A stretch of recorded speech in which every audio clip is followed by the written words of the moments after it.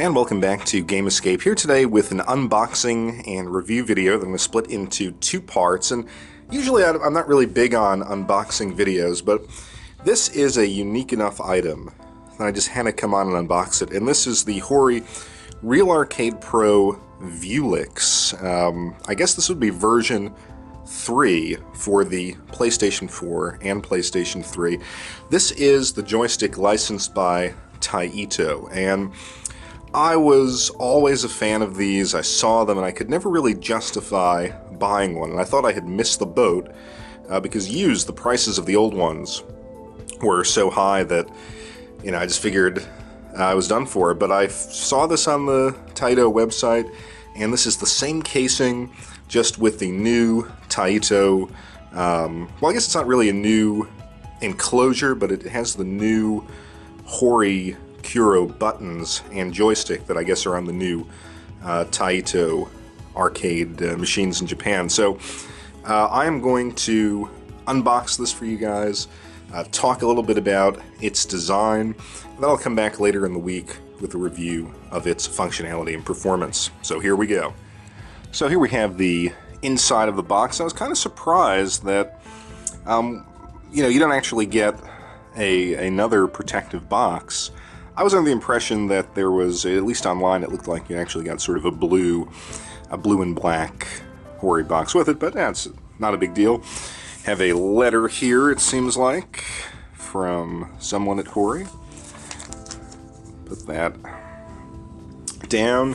I guess we have the instruction manuals, some button caps. I believe those are for the home buttons or something, so you don't hit them accidentally while playing. And let's unbox this. See if I can get around here. Yeah. Alright.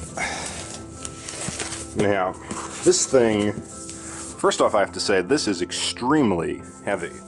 Much heavier than the other arcade joysticks that you've seen me review here on the channel, including the Dream Arcade stick.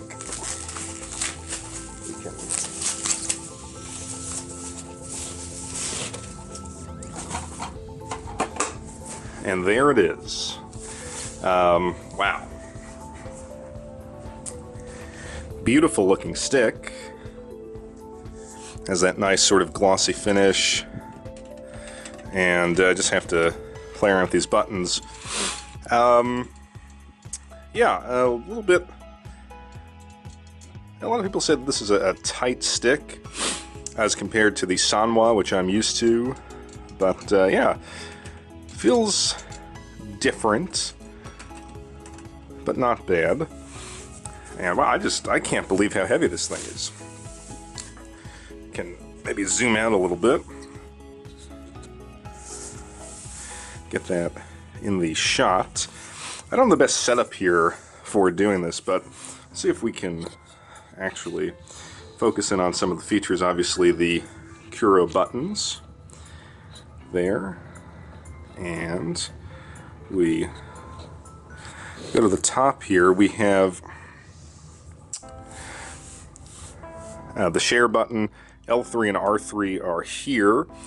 PlayStation button, you have the 4-3, which is to select PlayStation 4R3.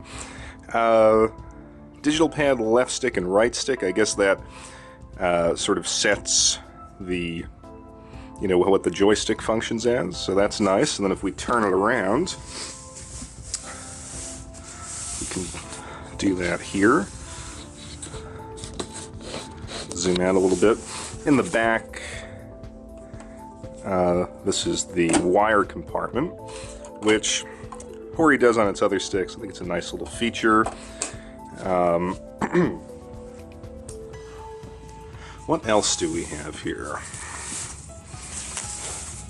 Not sure what this is. Seems to be a button of sorts. Maybe it's to lift up the joystick. I'm not going to do that right here until I read the instruction manual, but basically what you can do is pop this off and it will lift up and you can actually replace the buttons. And one of the reasons that I was convinced to pick this up is I thought, well, supposedly the button replacement is so easy that you can just easily put in Sanwa parts. So there. The other nice thing, I don't know if you can see this, but the bottom has this nice rubber backing, which I always like on the sticks, because if you're playing in the winter and that metal gets cold, it is unpleasant. So there you have it. Just take another look here. Actually, that little button on the back that I was pressing, that actually is a touchpad for the PS4, which I did not realize. As you can just see, this really, really high gloss. The question for me is, how do these buttons compare with the Sanwa buttons? I really love the Sanwa buttons on the old Hori Real Arcade Pro stick, so that was the point of contention for me. How good could Hori's buttons be and joystick be? And I'm going to reserve that judgment till I play a good 10 to 20 hours on it, and of course even then I think you have to grow in to a joystick. But it was funny, this is an expensive product, and I went on to Shoryuken, the arcade forum site, and I think even on Reddit, and I was debating. I was like, is it worth getting this without the Sanwa buttons?